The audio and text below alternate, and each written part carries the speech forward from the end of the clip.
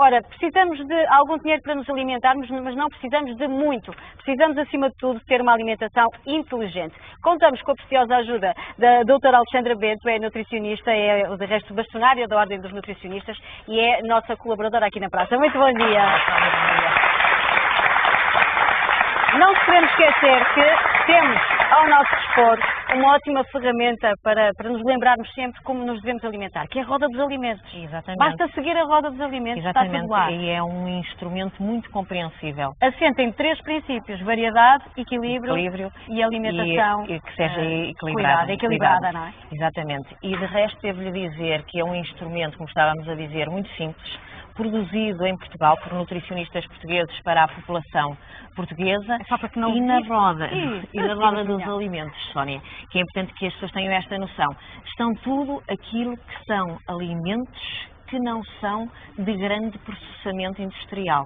Desde logo, alimentos que devem estar na nossa alimentação, que têm aquilo que nós necessitamos, todos os nutrientes em quantidade suficiente, e não têm aquilo que é o grande tema da nossa conversa, que é a grande quantidade de açúcar, grande quantidade de sal e de gordura. E grande quantidade de gordura. Ora bem, não nos podemos esquecer que bem no centro da roda está a água. Está a água, exatamente, que deve ser o elemento essencial para a nossa hidratação.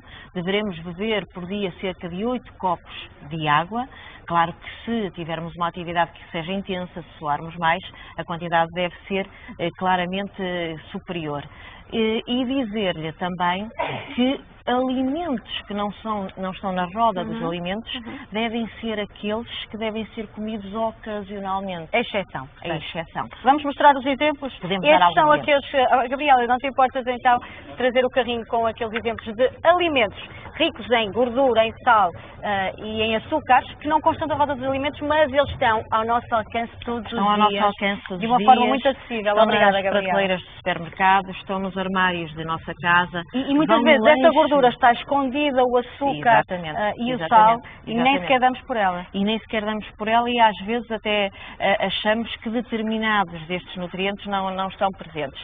Nós aqui colocamos aqueles que têm uma quantidade que consideramos ser excessiva de açúcar, de gordura e de sal. Vamos começar então pelo açúcar. Regra geral, nós temos bem a noção que o que são refrigerantes são carregadíssimos de açúcar. Efetivamente não devem estar presentes no nosso dia alimentar. E gostava de dar a nota que já da última vez falamos disso. O Ice Tea é um refrigerante, e por isso trazer que este copo que está aqui, que tem 200 ml, leva logo 12 gramas de açúcar, Sónia. Eu gostava... de 12 gramas de açúcar. É o chamado chá gelado, em inglês, gelado, não é? mas que é um refrigerante. E eu gostava de lembrar quem está lá em casa que estes 12 gramas de açúcar que estão neste copo são muito porquê? Porque há algumas referências que nós temos, e a Organização Mundial de Saúde diz-nos que um indivíduo adulto não deverá consumir de açúcar de adição mais do que 25 ou 50 gramas. Portanto, diário. Portanto, de açúcar de adição diário. Estamos a falar de 25, no máximo dos máximos 50 gramas. Ora, aqui nós bebemos este copo e temos logo 12 gramas.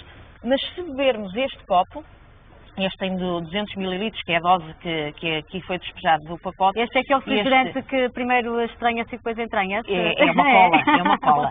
Refrigerante igualmente como este. Pois. E só aqui nesta dose estão 35 gramas de açúcar.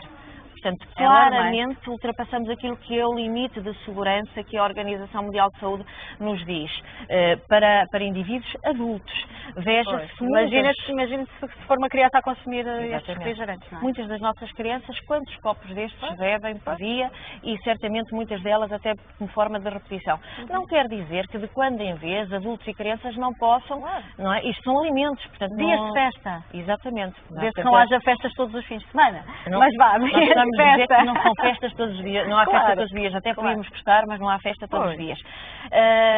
uma inocente Madalena, não é? Portanto, aquilo que nós achamos que é um queque, que é uma coisa inocente. E que dá muito jeito, que os pais às vezes mandam nos lanches dos meninos porque já está embaladinho e é pequenino. É pequenino, e portanto é tão pequenino, e tem 15 gramas de açúcar, portanto 3 pacotinhos de açúcar que estão aqui. Para além de que, estamos a falar neste momento no capítulo do açúcar, para além de que tem também uma quantidade gordura, não é? Imensa. E de sal, uma quantidade de sal que não é de desprezar, portanto tem 0,334 gramas de sal, e dizer que no que diz respeito a sal, nunca em tempo algum deveremos consumir mais do que 5 gramas de sal por dia.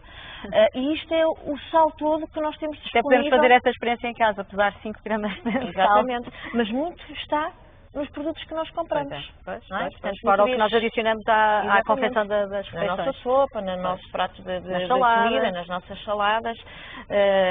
Já agora a salada, se não tivesse sal, tanto melhor. Também não precisa, não é? Não se perde nada e ganha já não precisa de sal. Exatamente. O pão de leite, também muito inocente no lanche das crianças, não é? Portanto, uma coisinha muito simples, muito boa. Aqui leva 5 gramas de açúcar, leva quase meio grama de sal, só isto que aqui tem.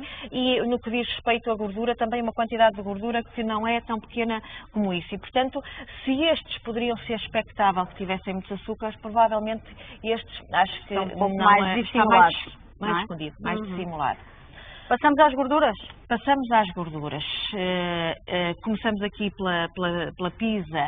Quando estamos a dar a uma criança nossa meia pizza, estamos logo a dar-lhe 14 gramas de gordura. E estamos a dar-lhe 6 gramas de gordura saturada. Um indivíduo adulto não deve consumir mais de 70 gramas de gordura.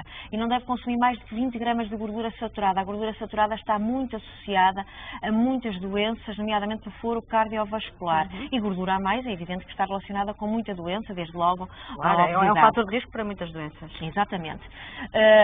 Dizer que esta meia pizza tem 3,5 gramas de sal. Eu há um bocadinho dizia que nós não devemos consumir mais de 5 gramas de sal por dia. Portanto, se por um acaso comermos uma pizza inteira, já ultrapassamos tudo aquilo que é o sal que nós devemos comer por dia. E, portanto, não nos podemos espantar quando falamos que em Portugal a prevalência de hipertensão, porque sal está ligadíssimo à hipertensão arterial. Claro. 40% de nós sofremos de hipertensão arterial. Portanto, a doença cardiovascular é aquilo que mais mata na atualidade. Só o simples facto de nós podermos reduzir para metade o consumo de sal, porque nós portugueses consumimos para lá do dobro daquilo que é o sal necessário. Se todos nós reduzíssemos para metade, certamente tínhamos uma reeducação alimentar, não é? Exatamente. Um alimento, uma coisinha também muito simples, não é? Que achamos que é pouco gordo, nem pressentimos muita gordura, se calhar achamos que é rico em açúcar, não é?